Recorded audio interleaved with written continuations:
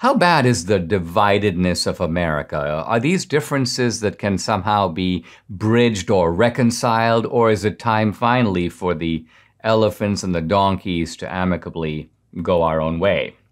Nikki Haley calls for America to get rid of, quote, self-loathing, but is that really our problem? We loathe ourselves?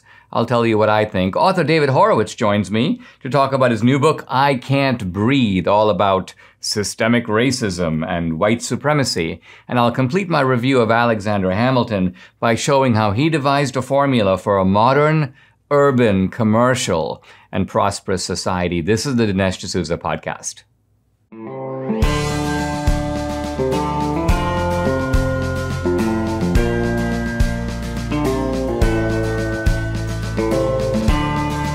America needs this voice. The times are crazy. In a time of confusion, division, and lies, we need a brave voice of reason, understanding, and truth. This is the Dinesh D'Souza podcast. There's a new study out from the University of Virginia. This is the Center on Politics there, run by a pretty competent academic, Larry Sabato. And it's an attempt to gauge public opinion in America, to measure the dividedness of America. Now, Sabato's goal is not to exacerbate the dividedness, but to look for areas of common ground. It's sort of a project aimed at seeing if Americans can, in fact, come together on certain key issues.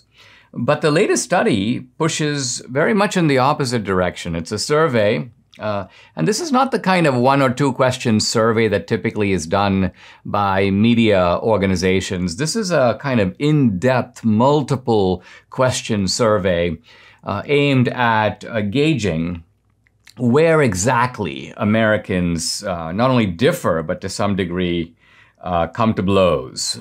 A survey of 1,001 Trump voters and 1,011 Biden voters. So it's about the same. This is not one of those rigged surveys we've come to expect. And the conclusion of it, kind of startling, and I'm going to quote Sabato himself, the divide between Trump and Biden voters is deep, wide, and dangerous. The scope is unprecedented, and it will not be easily fixed. So the question I want to look at is, well, first of all, what is this divide really about? And it turns out that neither side really wants to live in the other side's America. That is the sort of take-home conclusion of this survey, even though the survey goes on to emphasize, very much in keeping with the organization's mission, that there are areas of agreement. And the area of agreement they point to is the fact that Trump voters and Biden voters both believe in supporting infrastructure. Now, I think that this agreement here is more illusory than the authors of this survey think. Let's look at some of the items. They're talking about things like this. Do we want to have improvements in the electric grid and other parts of the power sector? Obviously, most people go, yeah. Do we want to modernize drinking water, wastewater, and stormwater systems? I mean, try to think of the mentality of someone who goes, no, I don't think so. Obviously, almost everyone's going to say yes.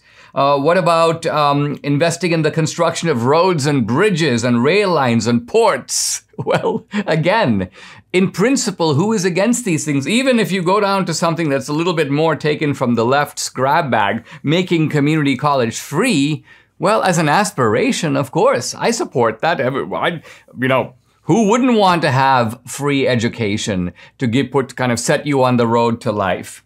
Of course, in a normal person's ordinary consideration, it's kind of like if, Debbie were to say to me, in fact, as she did say to me when we first moved into our new house in Texas, she's like, we got to buy a generator.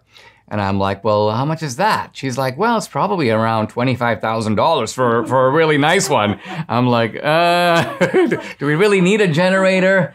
So this is like giving me a survey. Dinesh, What do you think of the idea of having a generator? Great idea. $25,000. Doesn't sound so good after all. So right here you get to the normal conflicts that people have when they have to measure the benefit of something with the cost. So simply to enlist people on behalf of the idea and then claim, wow, look, Americans don't really everybody wants a bridge. This is not exactly a highly sophisticated analysis. Now, the real rub of the survey was the question that asked, well, two of them really. One of them was, it seems like there's a willingness on both sides, on the left and on the right, to skirt around constitutional processes to get things done. A rather, I would say, alarming percentage of both Democrats and Republicans said things like, well, we should be able to get things done on our way, whatever the Constitution says. Not good. Or the idea that we can circumvent legislative processes to achieve our goals. Now, 52% of Trump voters say, you know what? It's time to secede. We've had enough of the other side. And so they either strongly agree or somewhat agree. But when you add the strongly and somewhat agrees on the Biden side, this is interesting, on the Democratic side, 41%. So adding them up, we've got 93% of Americans, think about this, saying that they strongly or somewhat agree that this national marriage is not working out. It may be time to say goodbye. All good things must come to an end. It was good while it lasted, but we don't really want to inhabit the kind of society that you're pushing for. Now, of course, all kinds of people have pointed out that a civil war is unlikely, and I agree. They've also pointed out that there is, because of history, the history of the Civil War and the aftermath of the Civil War, you can't get unilateral dissolution. One party can't say, well, you can in a divorce. You can have no-fault divorce. One party can walk out, even though two parties made the contract. But when it comes to secession, that's not going to work. You actually need the consent of both sides. And the question is, why would the other side allow it? If the left is in control of the reins of government as they are now, why wouldn't they want to force us to live in their America? Now, we're not exactly like them. Many of us would be like, we don't want to force you to live in our America. If you don't like the national anthem, don't sing it. Create your own alternative America or go your own way. But that doesn't seem to be their mentality. And so what is our remedy? Well, I want to suggest one. A remedy that might actually be a practical remedy in the years going forward. It's a remedy that comes out of the old days when actually divorces were very, very hard to get. And a lot of wives were sort of, they were very unhappy in their marriages, but they didn't know what to do. So here's what they did do. They basically made their husbands' lives miserable. they essentially made it almost unlivable because everything that the other guy wants to do, they'd go, no, I don't want to do that. I'm not going, or no. And so what you essentially do is you make ordinary life so onerous and so tedious and so painful that even though the other guy likes to rule over you and tell you what to do, at some point it becomes too exhausting, too unmanageable. And then even that guy who has the power shrugs his shoulders and goes, all right, let's go our separate ways. Guys, you've heard me talk about MyPillow, but now Mike has done it again by introducing his new My Slippers. Mike has taken over 2 years to develop these amazing slippers. They're designed to wear indoor or outdoor all day long, made with MyPillow foam and impact gel to help prevent fatigue. They're made with quality leather suede. For a limited time, Mike is offering 50% off his new My Slippers. Hey, great time to get some Christmas presents and keep them for Christmas time. Now, the My Slippers are so comfortable, you're going to want to get some for the whole family. We actually did. Here's Danielle with her moccasins. Of course, Debbie and I just love ours. I got the moccasins. She got the slip-ons. Go to mypillow.com and use promo code Dinesh. By the way, you'll get deep discounts there on all the other stuff. The Giza Dream bed sheets, the MyPillow robes, the mattress topper, the MyPillow towel sets. Call 800-876-0227. That number, 800-876-0227, or go to mypillow.com. To get the discounts, you got to use promo code DINESH, Dinesh. I want to continue my discussion of the dividedness of America, but approach it from a little different angle. In the last segment, I talked about the University of Virginia study about how far apart the two sides are today and seem to be pulling further apart. But now I want to approach the same topic by looking at something that Nikki Haley just said. Nikki Haley, former ambassador to the United Nations under Trump, and someone who's been on this podcast, and someone whose views I respect on foreign policy. Nikki Haley just spoke at the Ronald Reagan Foundation and Library. And she said that our problem is that we have, quote, national self-loathing. She goes on to say that stopping this national self-loathing is, quote, the most important mission of our time. Quoting her, "The barbarians of the world fear nothing more than a strong United States with the confidence and courage of our convictions." This is, by the way, a speech given in the Reaganite mode. If you remember Jeane Kirkpatrick talking about the Americans and we Americans and the anti-Americans. And Nikki Haley says Americans are, quote, plagued by self-doubt, a, quote, pandemic much more damaging than any virus. But I don't think that this kind of rhetoric really works anymore. But I want to try to put my finger on why. It's a little antique. It sounds off-key to me.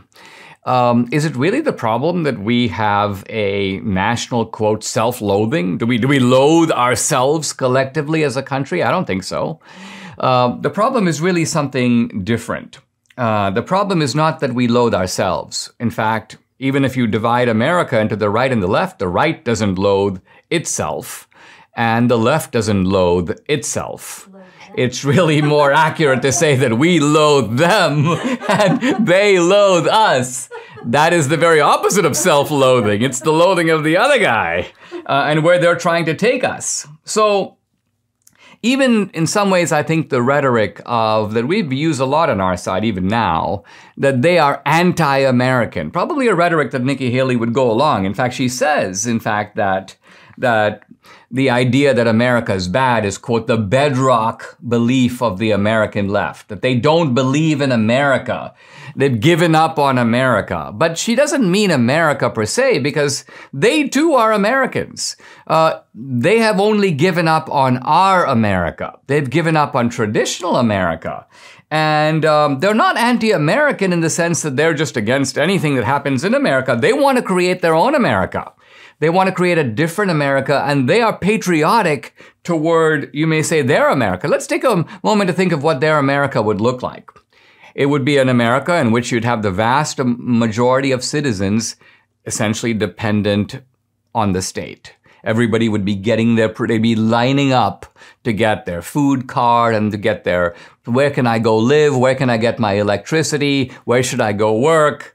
If I work at all, there would be a one-party state. There would be essentially a Democratic Party and a Republican Party made up of sort of a bunch of Romneys who would essentially give pompous proclamations but never really do anything. So the left would be unquestionably in charge. You'd have a completely sexually permissive society. Anything goes. No restrictions in that area whatsoever. You'd have a racial hierarchy, but it would be the exact opposite of the past. You'd have a totem pole. Basically, blacks would be on the top. Hispanics would probably be in the middle. Whites and Asian Americans would be at the bottom. Everybody would worship the state. No one would really be going to church. Churches might exist, and they're probably going to be, the left-wing churches, of course, would be left alone. There'd probably be more mosques in America than churches, but the state would really be the object of. So this is their America. This is what they want. They don't want an America with strong nuclear families, decentralized authority, individualism. All of this would be kind of extinguished. So this is their America. They'd be very patriotic in that America. They'd be very willing to salute the rainbow flag. So when we talk today, as Nikki Haley does and so many other people do, about our American flag, well, we don't really have that kind of a unifying flag anymore. The other side doesn't like the flag.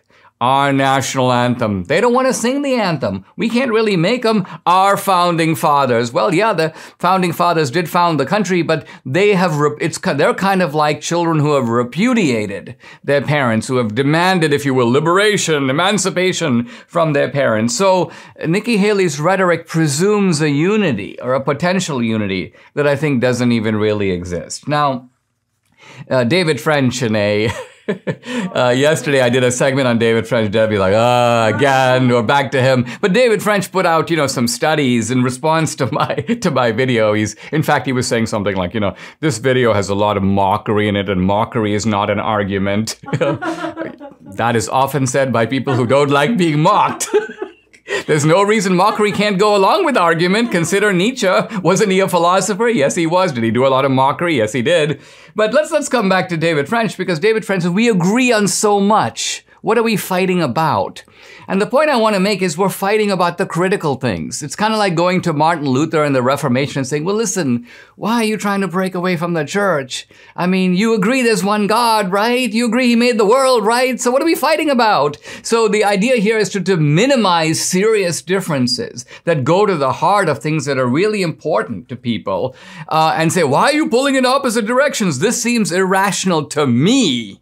Because maybe those issues aren't so important to you, but they're very important to the people involved in them. So again, I don't think this dividedness is going away very easily. We can't wish it away. We can't produce a survey. Look, it doesn't really exist.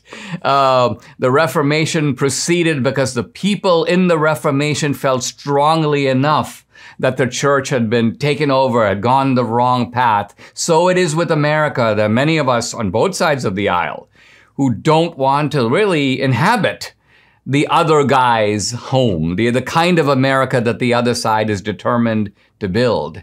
And so the question then becomes, can we amicably say, hey, guys, this isn't really working out. Let's either figure out a way to live separate lives in the same America, kind of like in the same house, or let's figure out a way for each of us to build our own rival utopia. Inflation is running hot right at the highs of the last couple of decades, and now the Dems are trying to push through another massive spending plan, $3.5 trillion. So here's the deal. If you think money grows on trees like our government does, well, you can keep living in ignorance, but if you're freaked out as I am by the impact that this additional spending is going to have on already high inflation, well, it's time to protect your savings now. Diversify a portion of your savings into gold and silver with Birch Gold Group. Now, if you haven't reached out to Birch Gold to diversify part of your IRA or 401k into a precious metals IRA, do it today. I buy my gold from Birch Gold. They have an A+ rating with the Better Business Bureau, countless 5-star reviews, and thousands of happy customers. Talk to them, have them help you safeguard your investments. Text Dinesh to 484848 to claim your free information kit and to speak with a precious metals expert on holding gold and silver in a tax-sheltered account. Again, text Dinesh to 484848 and protect your savings today. Biden's disastrous failures on, well, not just the Afghanistan front, but every front, are emboldening the enemies of America in a way that is really a little terrifying to witness. Right at the forefront of this, China.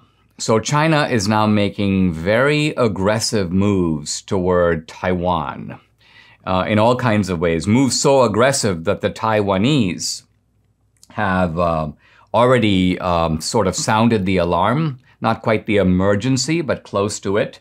Taiwan is also reaching out to other countries, recognizing that they can't really count on the United States. I mean, think about this. Taiwan, which has essentially relied for its existence on the promise that the United States would be by their side and perhaps fighting alongside them to repel a Chinese invasion. But does anyone believe that, Blinken and Jake Sullivan and Biden are going to act in any meaningful way? I don't think so. I don't think the Taiwanese do either. So recently, Taiwan's Foreign Minister Joseph Wu has been reaching out to Australia. The Taiwanese are trying to build their own alliances in the region. And they've also been boosting their defenses. Why? Because what China's been doing is they've been sending warplanes. I mean, very sophisticated warplanes into Taiwanese airspace, a dramatic escalation of Chinese aggression. And of course, when Biden was asked about this, he sort of drawls meaninglessly and says something like, he goes, I've spoken with Xi about Taiwan. We agree. We're going to abide by the Taiwan Agreement. First of all, this is like a kind of Neville Chamberlainism, by which I mean this agreement basically says that the United States will agree to recognize China and not Taiwan, in the understanding that any future of the two, Taiwan and China, will be determined peacefully. But China has no intention of doing that. In fact, there are some reports, very disturbing, that the Chinese generals are telling Xi, now's the time. Now's when America's weak. Now's the time when America wouldn't dare. Biden wouldn't dare. Just give us the green light. The Global Times, which is kind of Chinese, well, it's a Chinese publication, but sort of a Chinese state media, an instrument of the regime. And they have a very interesting article in which they say that the point of sending these planes into Taiwanese airspace is reconnaissance. It says that the operations are designed to, quote, familiarize pilots with battlefield conditions. So once the order is given, they'll know exactly how to carry out the attack. So there's a lot of talk in China about an impending attack. Quote, the initiative of when and how to solve the Taiwan question is firmly in the hands of the Chinese mainland. So the Chinese don't think that there's some kind of international agreement that has to occur. Not at all. They believe Taiwan is ours. Taiwan is part of China. Yes, it broke away from China went communist, but it is China. And so I think this idea that Taiwan is part of China, I think signals that the Chinese would be willing to pay a very high price to take Taiwan. It's kind of like saying, what price would America pay, for example, to take back Florida? The answer is, I don't even think we would count the cost. Florida is part of the United States, end of story. So this is not the case where the Chinese see this as occupying another country. We have to weigh the pluses and minuses. What kind of price would we have to pay? What kind of resistance can the Taiwanese put up? Now, the Taiwan president, Tsai, elected, I believe, elected in 2016, she says, remember that if Taiwan were to fall, the consequences would be catastrophic for regional peace and the democratic alliance system. It would signal that in today's global contest of values, authoritarianism has the upper hand over democracy. So she's saying two things. One, China will have established itself unquestionably as the dominant force in Asia. Every other Asian country would have to take note of that. But more than that, if you look at the world and think of two rival models, the sort of liberal democratic model that largely describes the West, and the sort of authoritarian centralized state model that that China represents, well, essentially this would be a great victory for authoritarianism, for communism, over democracy. Aches and pains are kind of a part of life. They come to us all eventually, whether from the normal wear and tear of time or from injury. Now, we have a choice, either to feel trapped by aches and pains or we can fight back against them. The tools are different from a decade or more ago. Now there's a 100% drug-free solution. It's called Relief Factor. Relief Factor supports your body's fight against inflammation that is the source of aches and pains. About 70% of the over 500,000 people who try Relief Factor order more. Why? Because it works for them. You have nothing to fear and everything to gain. Isn't it time for you to get out of pain? Now, typically, advertisers send us products and both Debbie and I try them. Debbie's been suffering with frozen shoulder for a couple of years now, and well, she tried Relief Factor. To her amazement, 2 weeks later, she could lift her arm. And not only could she lift it, but it no longer hurt. Well, she got busy and forgot to order more. Unfortunately, the pain came right back. So Debbie now knows she's never going to be without Relief Factor again. We also had her Aunt Karen try it. It worked so well that we have now purchased a subscription for her. you can benefit too. Your first step to becoming pain-free might be to order the 3-week quick start for the discounted price of only $19.95. Go to relieffactor.com or call 833-690-7246. That number again, 833-690-7246 to find out more about this offer. That's relieffactor.com or call 833-690-7246. Feel the difference. I can't really say I'm familiar with the ESPN host Sage Steele. This is a black woman, actually a mixed race woman, who does commentary on ESPN. I'm not a regular watcher of ESPN. I do like sports. I'm watching these days tennis, the tournament that is in California going on Indian Wells. But Sage Steele got into trouble because she gave an interview on Jay Cutler's podcast. Jay Cutler is a former quarterback with the Chicago Bears. And this is a woman that is clearly very spunky, very outspoken, has real personality, and she leans right. She's kind of right of center in a kind of chatty and quite engaging way. So she apparently made some comments that have upset ESPN, and so she's been suspended. Now, let's look at these comments because, again, we see that this has now become endemic in our society. This idea that you say something and your bosses take umbrage, but it's always something that is right-leaning and most often true. So first she makes some comments about the vaccine. And her comments are actually, I think, quite benign. She goes, I respect everyone's decision, I really do. But to mandate it is sick and scary to me in many ways. She goes, but I have a job I love, and frankly, a job I need. So what she's saying is, listen, Disney, which by the way owns ESPN, Disney forced me, and so I took the vaccine. But you know what? I wasn't all that happy about being forced. Not that I wasn't happy about taking the vaccine, but I wasn't happy about them making me do it.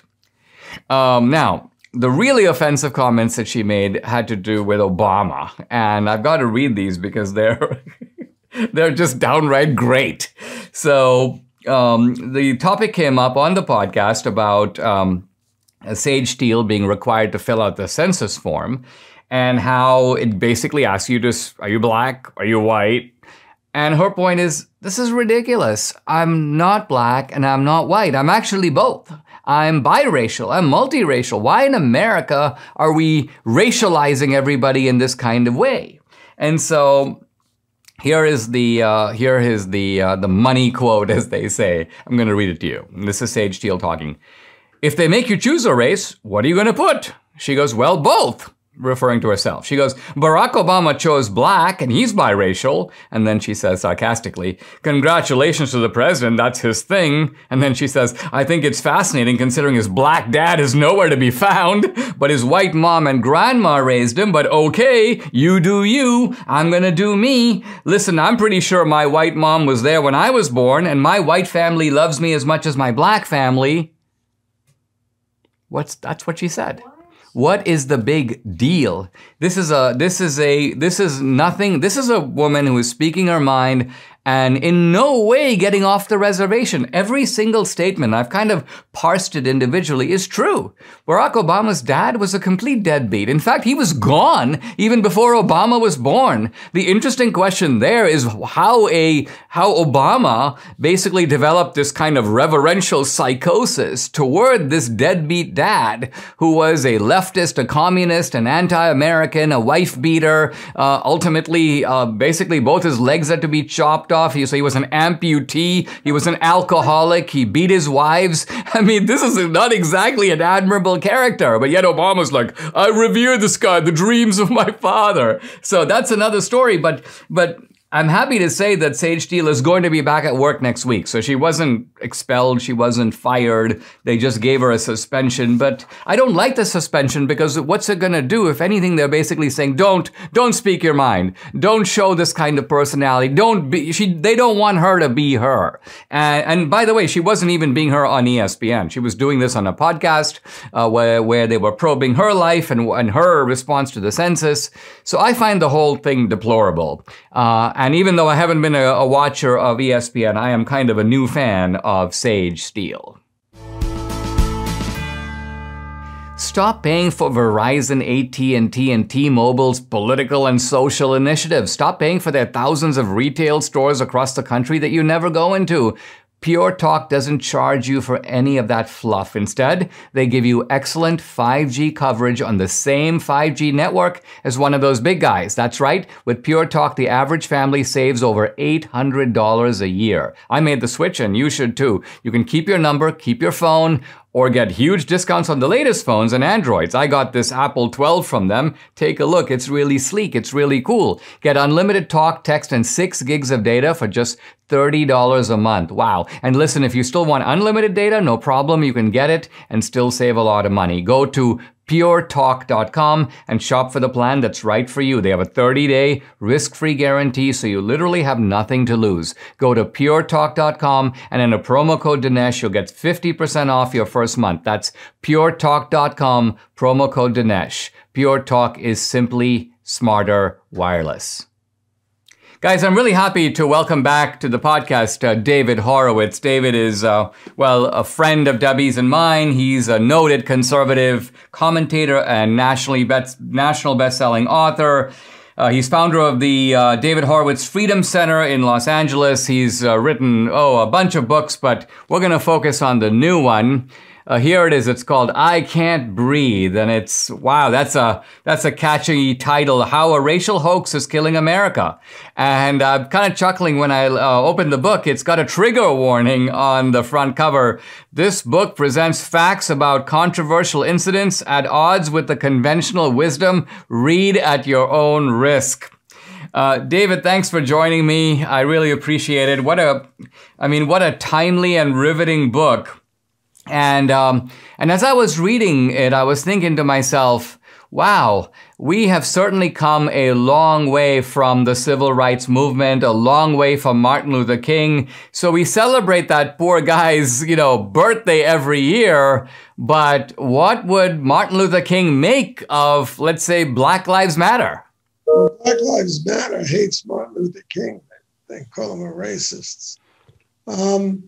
There's no relation whatsoever between the civil rights movement and Black Lives Matter. Martin Luther King was an admirer of Mahatma Gandhi, and he was dedicated his political life to nonviolence.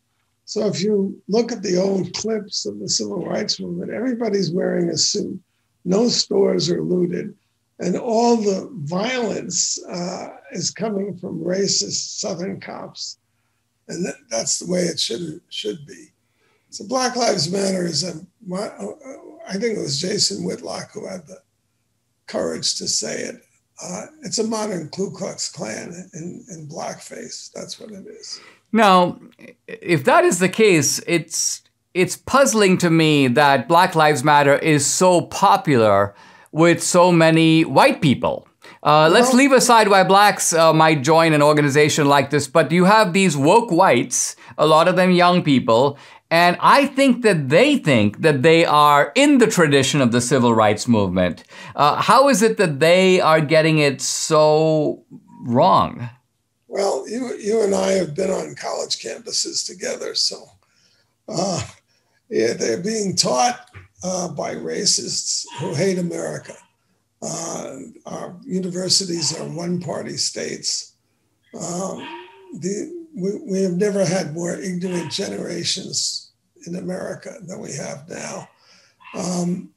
It's shocking. I was shocked when Bernie Sanders got into Congress because he's such a dummy. But then they topped that with Ocasio-Cortez, and all of them, they're idiots. They know nothing. They know nothing of America's history. America is God's gift to Black people. Slavery existed in Africa for 1,000 years. Well, you know this very well, Dinesh. For 1,000 years before a white person ever set foot there. And it was considered a normal institution in all societies for 3,000 years. And here I'm just quoting a very smart Black sociologist, Orlando Patterson, who's written a little library of books on slavery. until white Christian males, Wilberforce in England in the 18th century and Thomas Jefferson in America, said that liberty is a God-given right given to all human beings. And that spelled the end of slavery, at least in the Western world. It still exists in Africa. Muslims still get away with it.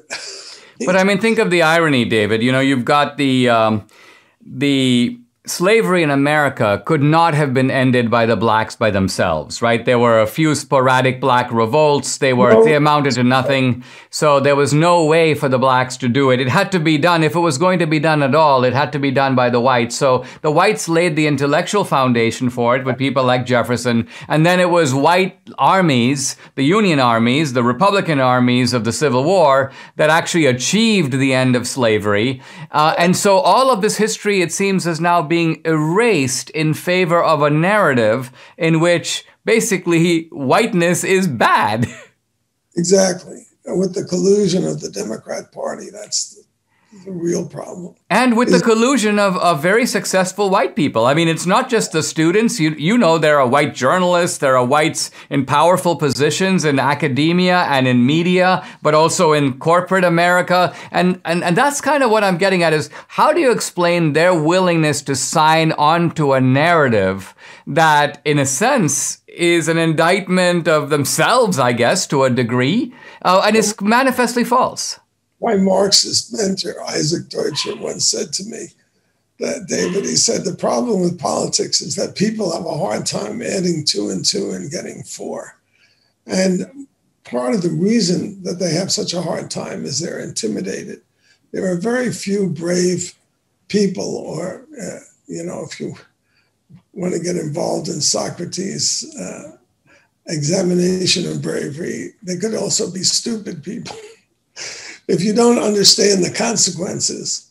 And I plead guilty to that. I remember when Peter Collier and I came out as conservatives, Peter said, our literary careers are over.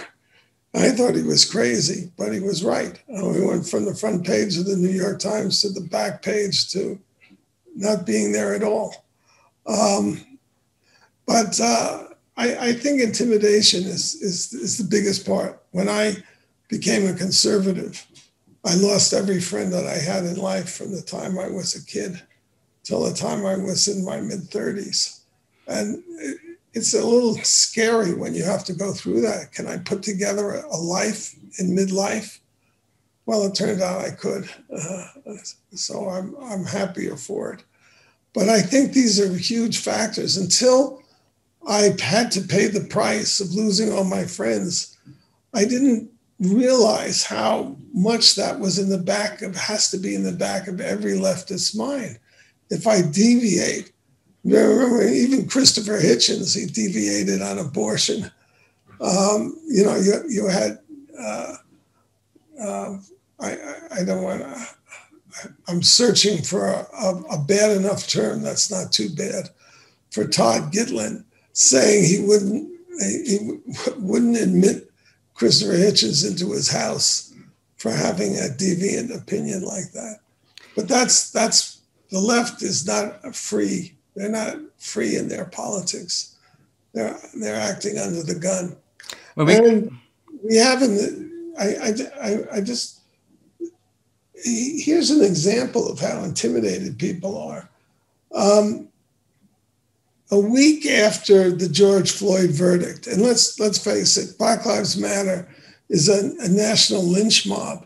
First, you get the verdict. Every cop that shoots a Black person, no matter how criminal they are, no matter how armed to the teeth they are, no matter whether they're actually firing at the police, every Black is innocent and every cop is a murderer. That's what you start with. Then you go to you don't even pay attention to the autopsies, the toxicology, the evidence. David, let's take a pause here. When we come back, I want to pick up this theme because this is the heart of your book, and look at a couple of these cases to show how they're built on just racial hoax. We'll be right back. Debbie and I decided to give up bread a while ago to save on carbs, and boy, did we miss it. That is until we tried this new bread from Uprising Food. We love to eat our avocado toast with Uprising bread every morning now, and Debbie found it has only 2 net carbs per serving, 6 grams of protein and 9 grams of fiber. William and his team at Uprising Food have cracked the code on healthy bread. You simply can't find something this healthy that tastes this good, that's this fresh. Uprising has made prebiotic fiber delicious, and their patent-pending breakthrough in psyllium husk activation makes fantastic digestive health absurdly easy for all of us. For me, it's all about the taste, and when I find stuff that tastes great and is good for me, well, I'm sold. Uprising Food has absolutely nailed the taste factor. Uprising is offering our listeners $10 off their starter bundle. That includes 2 superfood cubes and 4 packs of Freedom Chips to try. Go to uprisingfood.com/Dinesh and the discount will automatically be applied at checkout. That's UPRISING food.com/Dinesh to get $10 off your first purchase of the starter bundle. I'm back with noted conservative writer and commentator, our friend David Horowitz, author of the new book, I Can't Breathe. David, you know, it's what I find really strange about all this. We're in a big country, and it would seem that one could find plenty of examples of racism. Now, you could take those examples and generalize to America being a racist country, but you would think that the left would be able to find some really good examples to build their case on, even if they were overgeneralizing from those examples. What you show in this book, which is really devastating, is you pick their cases. You pick Freddie Gray, Breonna Taylor, George Floyd. You go down the list and you show every one of these is bogus. Every one of these is based on a hoax. How is it that intelligent people can't even find good cases that would support their narrative without having to lie about them? America is not a racist country. Look, blacks are 13% of the population, but they're the lion's share of the athletes who are the icons for our youth. There must be 70% of the personalities that you see in advertisements on TV. Why would a major corporation risk losing racist customers if they thought their customers were racist? They know that they're not, and that they can portray integrated cover. I think it's a great thing that while blacks are only 13% of the population, they're 70% of the middle class, law-abiding people that you see in ads on television. Loving people, intelligent people, doctors, lawyers, and so forth. Well, not to mention the outsized influence in entertainment. Think of the influence of blacks in music, in Hollywood, in the whole... Right, a dominant force in our... You can't think of American culture without thinking of blacks. And they're the chief beneficiaries of all of the goodies doled out by government. First in line to get a place at a university, a prestigious university. They're given 200-point advantage on the test scores. First in line to get a job, first in line for a promotion, first in line when you're looking for a board member for Coca-Cola or something like that. You're going to look for a black female probably, which is how we got Kamala Harris as our joke as a vice president. You could just go on and on. What I was going to say about the George Floyd case is, and as a sign of how sick our media culture is, within a week of the Chauvin trial, he's the police officer with the knee on the neck, 60 Minutes interviewed Keith Ellison, who did his apprenticeship, an 11-year apprenticeship as a spokesman for the worst racist in the country, the most disgusting one, which is Louis Farrakhan, anti-Jew, anti-gay, anti-white. This was Keith Ellison's idol at the time, I guess. He went from there to being chair of the Democrat Party, which tells you everything you need to know to appreciate Dinesh D'Souza's books on the Democrat Party. They interviewed, 60 Minutes interviewed Keith Ellison, who was the attorney general from Minnesota, therefore the chief prosecutor. of the George Floyd case, and said, was there a racial element? That's a brave question, in the killing of or in the death of George Floyd? And Ellison's answer: we couldn't find one. Well, if he couldn't find one, you know for certain there is none. And there was none. And if you watch the trial, nobody testified that Derek Chauvin had racist attitudes, or even in anger ever uttered a racist epithet. You know, and you would expect that to be the headline in every paper in the country. The George Floyd riots, criminal riots, nobody ever really prosecuted. They were caught and released for perpetrating them. Billions of dollars. The worst civil destruction in the history of America in peacetime. Absolutely the worst. Scores of people killed directly by Black Lives Matter rioters. Thousands of Blacks in the inner city dead because of the defund the police movement, all based on a hoax, which is that there was a racial element in the killing or in the death of George Floyd. It's hard to know who killed George Floyd, except himself. He had 4 times the lethal dose of fentanyl in the system when he died. You can't kill somebody by pressing your knee on the side of their neck. This is the windpipe. What you do is you shut off a blood vessel to the brain, cause them to pass out, and so they cease to be a danger to themselves and others. You could just go on and on with what's wrong with the whole Black Lives Matter movement. And they're all, you know, Patrice Cullors, who's one of the criminals responsible, a pathological liar.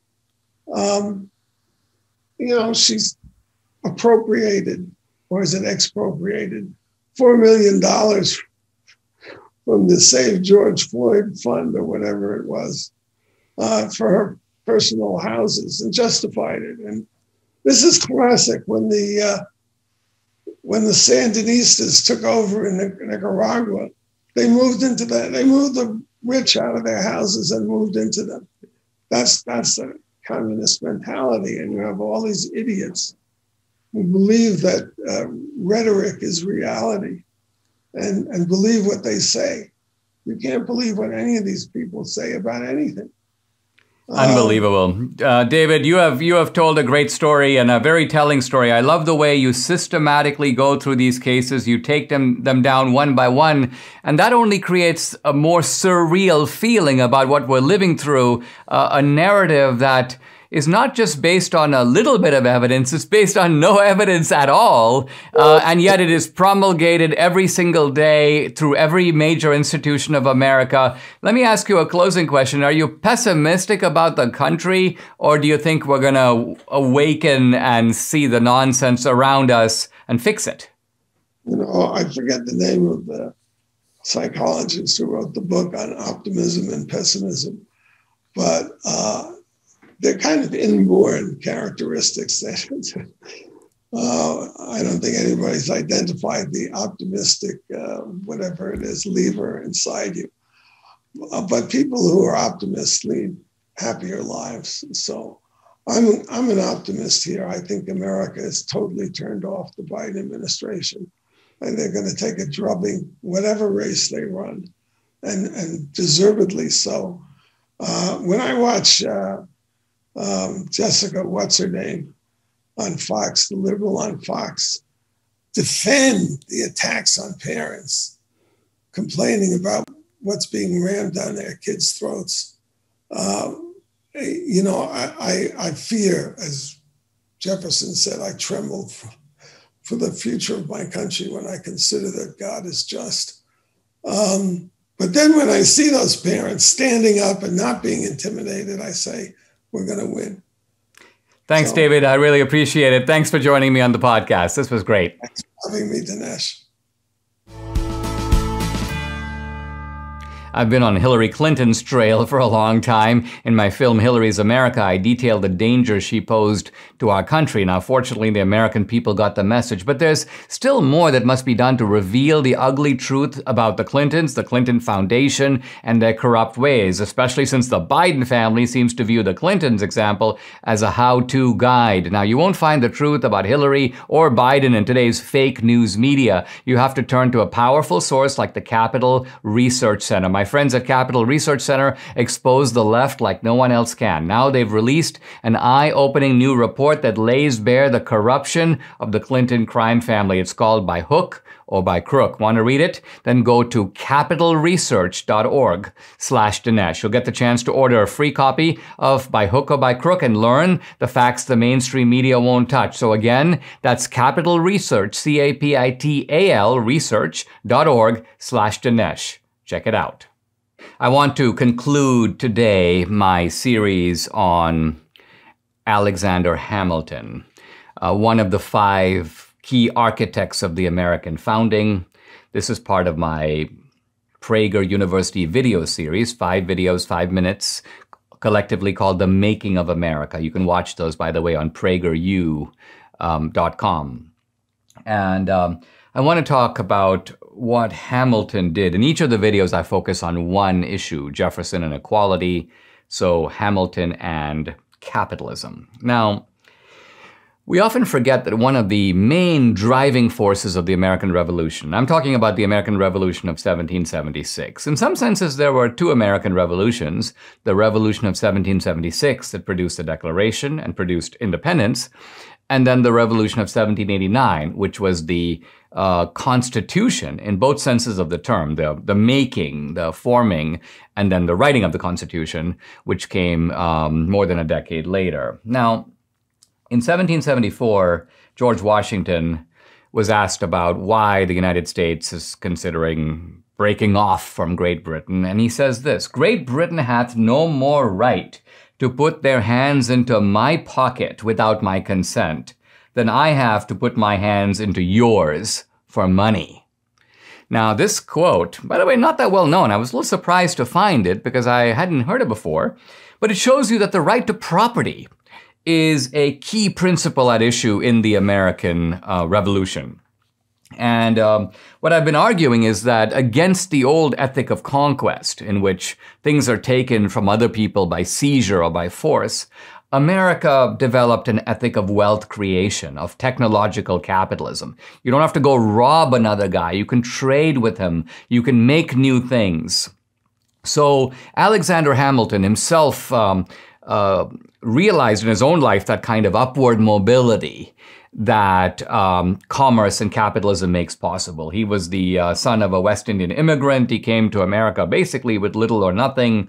And he wanted this upward mobility to be a defining characteristic of this new society. Now, let's remember that the other American founders, Washington, Jefferson, Madison, they were Virginia farmers. And if it was up to them alone, America would probably have been set up as a network of farming communities. You have towns, but the towns are the places where this agricultural produce is bought and sold. But it's Hamilton, who was an upstart immigrant New Yorker who laid the groundwork for America to become an urban, industrial, commercial society. Hamilton does this. You can look at his writings in the Federalist Papers, by the way, written by Madison, by Hamilton, and by Jay. But it's known which of them wrote which of the papers. And here is Hamilton talking about the new government in America. And he says, quote, "By multiplying the means of gratification," by multiplying he means the rewards. He says the new Constitution and the new government can ensure that, quote, "the assiduous merchant, the laborious husbandman, the active mechanic, and the industrious manufacturer, all orders of men, look forward with eager expectation and growing alacrity," growing speed, "to the pleasing reward of their toils." So he's saying people should be able to keep their own stuff and make more and hire other people to work for them and work hard. This is basically Hamilton's idea of the new America. Now notice who's missing, by the way, from his list of all these people: the mechanic, the husbandman, the manufacturer. He doesn't mention the farmer. So Hamilton envisioned America as a nation whose nuclei would be cities, which would be of vigorous invention and innovation and trade, and new types of people, entrepreneurs, mechanics, financiers, salesmen, all these guys with a kind of naked ambition coming to the city to make it and to make good. And now for, I would say, about a century and a half, America was built on this Hamiltonian ideal. Now, admittedly, and this is an important way for me to close this out, for more than a century, or nearly a century, America's been pulling away from this kind of bold, brave, free market system. Courts have sanctioned all kinds of depredations against property rights, restrictions of trade that the Constitution does not allow. So Hamilton, I think, if he were alive today, would be a little appalled at all these ways of kind of skimming the pie or distributing or redistributing the pie without paying attention to how a pie gets made. Hamilton wanted strong government, that's true. But the point is he wanted strong government because he understood that capitalism itself is based on an architecture of rights and contracts, and this requires a strong government to enforce those things, to be the neutral arbiter of disputes that inevitably arise. So the point is that while Hamilton wanted an activist government, he didn't want an activist government of the kind that the left is promoting now. He wanted an activist government on behalf of, on the side of, capitalism and civil liberties and human freedom. In sum, Hamilton wanted a strong central government, not to undermine freedom, but to protect it. Subscribe to the Dinesh D'Souza podcast on Apple, Google, and Spotify, or watch on Rumble, YouTube, and salemnow.com.